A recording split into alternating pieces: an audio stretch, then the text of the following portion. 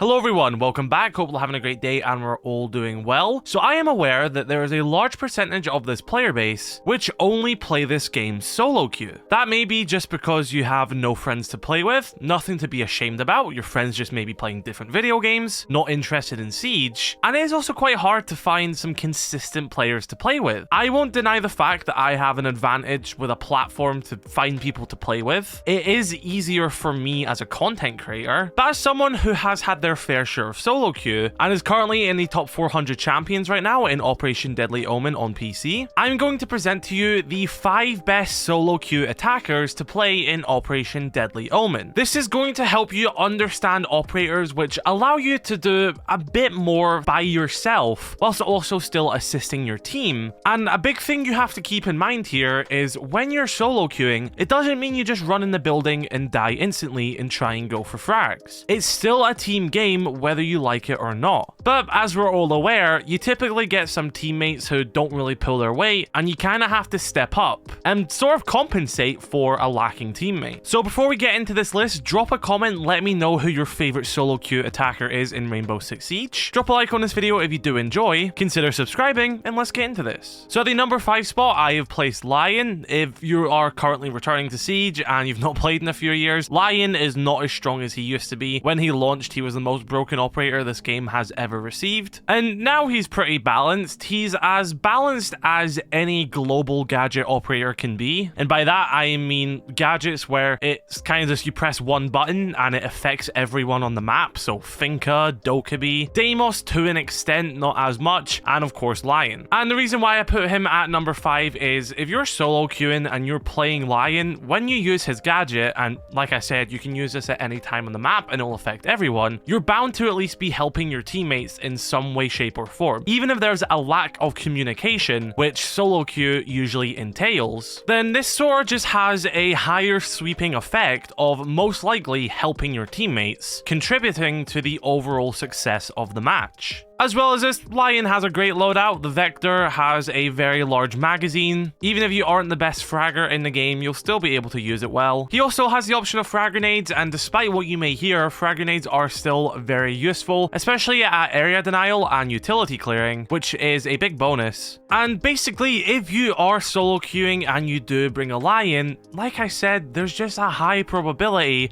that regardless if you use your gadget in an uncoordinated manner with your team, it's most likely going to benefit one of your teammates or yourself at that time. That is where people see issues with global abilities like Lion, since it doesn't require skill, but use that to your advantage if you're solo queuing, and that's why I put him at number 5. Right, at the number 4 spot, I have actually put Gridlock. This might surprise a lot of people. So Gridlock has been an operator who's actually been very strong since she released, but people only started playing her when she received frag grenades, and this was before the frag grenade nerf, when frags were basically overpowered, if we're being honest, and it was if an operator was given frag grenades, their pick rate was guaranteed to go up. Now, since the frag grenade changes, people don't play her as much, but she's definitely now became an average operator. People are playing her. It isn't uncommon now to see a Gridlock. It was before though. You never seen Gridlock, and it was a shame because Gridlock's always been a great operator, and people finally understand her potential now. Yes, it did take the addition of a pre-nerf frag grenades for people to realize the rest of her gadget and utility is really good. But now that we're at this stage where people understand that she's a great operator, you should too as a solo queue player. Now, why do I say that she is good for solo queue players? Well, for starters, her loadout is very strong. Both her LMG and her assault rifle hit heavy. And I know there's going to be some people out there who don't like the idea of playing a 1 speed 3 armor, but I want a lot of people to understand that speed doesn't necessarily matter a lot in operators in this game. I feel like speed gets given the credit way more than it deserves in this game. There is nothing wrong with playing a 1 speed operator. And what I love about Gridlock is the primary weapons, like I just mentioned, the fact that she has a secondary shotgun, which can be used for lethal gunfights, but mainly soft destruction destruction, which is going to be very useful. She has the option of frag grenades, and despite being in their post-nerf state, are still very useful. And she also has the option of impact EMP nades, allowing her to play another role, which is not only helping the hard breacher get the breach,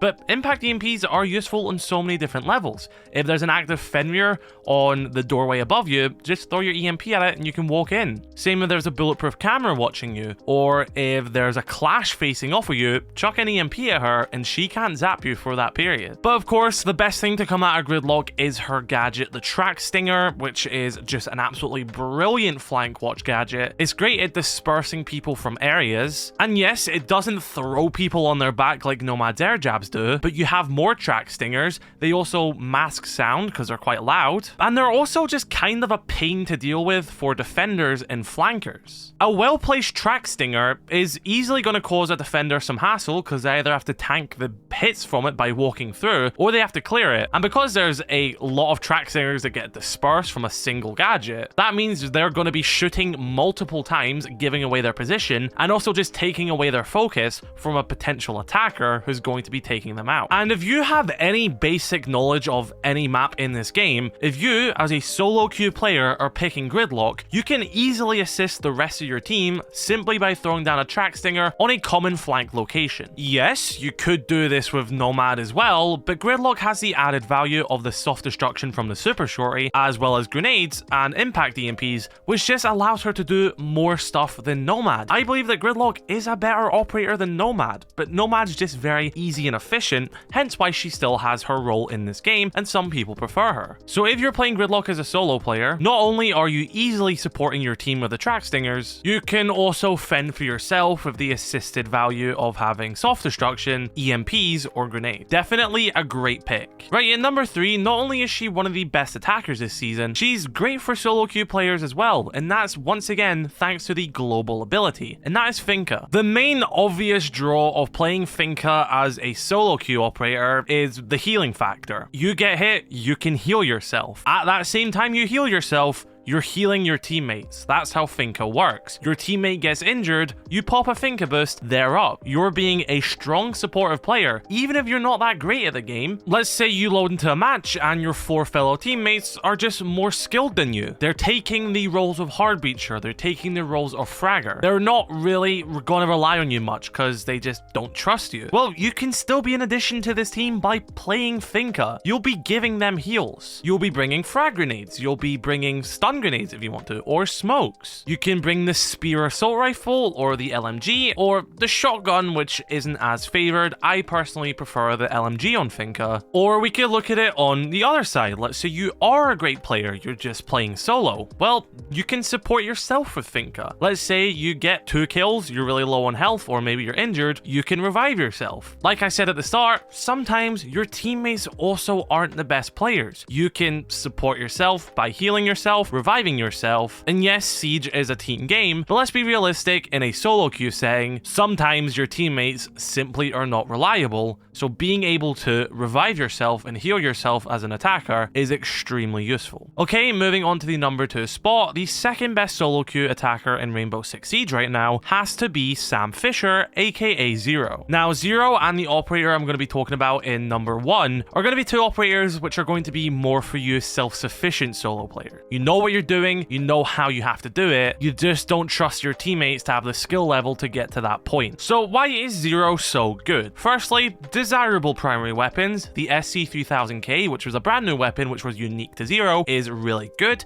He also has the option of the MP7 SMG. That SMG is playable on defense by Bandit and Fenrir, but is really good on attack. Looking at his secondary weapons, he has a suppressed pistol if you want to go sort of down that stealthy route, but a lot of people will favor the Gun 6 since that then enables Zero to have a utility clearing device. You can switch between these, but I like to bring the Gun 6 because that means if I want to destroy a bulletproof camera, Maestro Evil Eye, Melusi's Banshee from range, a deployable shield, a castle barricade, I can just shoot a Gun 6 bullet and it's gone. When it comes to his secondary gadgets, the main one which sticks out in his kit is the secondary hard breach charge, meaning that now Sam Fisher has utility clearing with the Gun 6, hard breach capabilities with the secondary hard breach charge, so so he can open up hatches or holes in reinforced walls. But the cherry on top is his gadget, the Argus launcher, which allows him to shoot out deployable cameras from a launcher, and these cameras have the ability to pierce through both reinforced and soft walls and floors, meaning that you can get intel of what is in the room you have shot that camera in and on the room on the other side of that wall, which is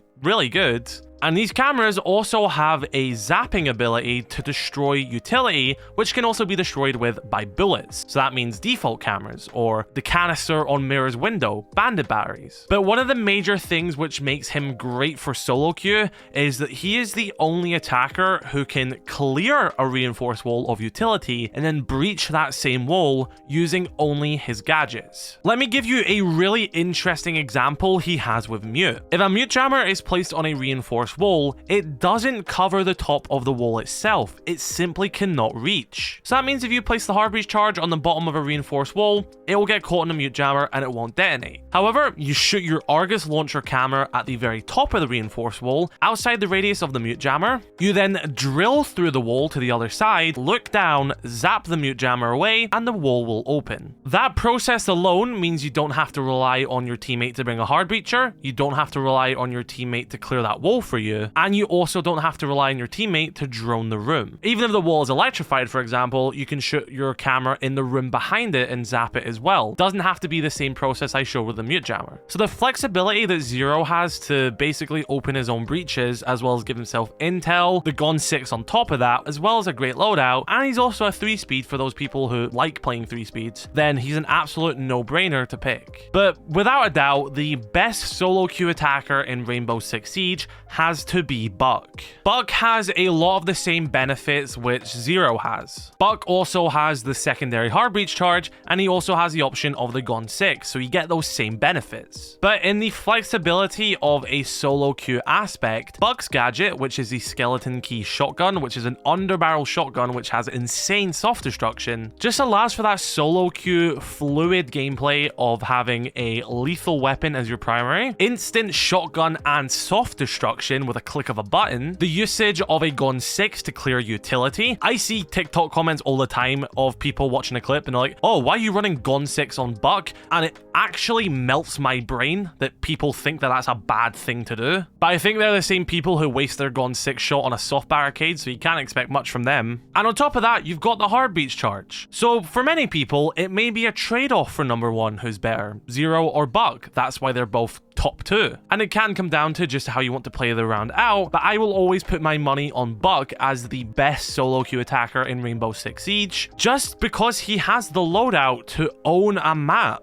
He has the ranged assault rifle, he has the soft destruction, he has the shotgun, he has the Gun 6, he has the hard breach charge. There's nothing on a map which Buck isn't going to eventually get through. Not only is he the best solo queue attacker, he's probably the best attacker in general. He had the highest pick rate at the most recent Siege Invitational tournament. Buck is absolutely incredible, and he is my easy number 1 pick. So everyone, be sure to let me know your thoughts in the comment section below about this list. Who is your favorite solo queue attacker in Rainbow Six Siege? If you like this video, drop a comment. I'll make one for defenders as well if that is something you want to see. But yeah, be sure to let me know your thoughts. Drop a like on this video if you did enjoy. Subscribe if you're new. I'll catch you all later. I love you all. Stay safe. Peace.